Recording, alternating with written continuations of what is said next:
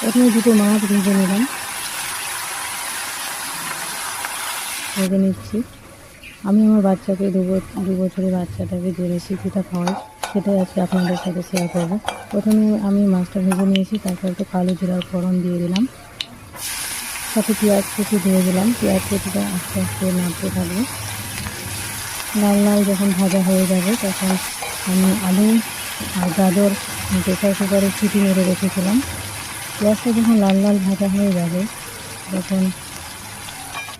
তখন আলুটা আর গাজরটা আমি দিয়ে দেবো। একটু দিয়ে দেওয়ার পরে একটু নেড়ে নিলাম। এবার পরিমাণ মতো লবণ, হলুদ দিয়ে দেবো।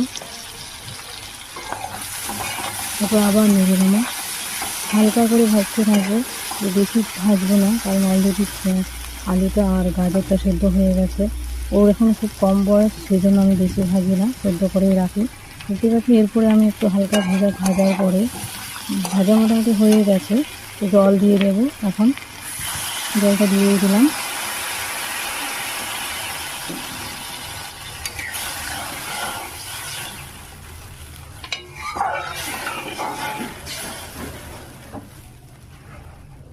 জলটা ফোটা অবধি আমি অপেক্ষা করছি, ফুটে গেলে আমি মাছটা দিয়ে দেব।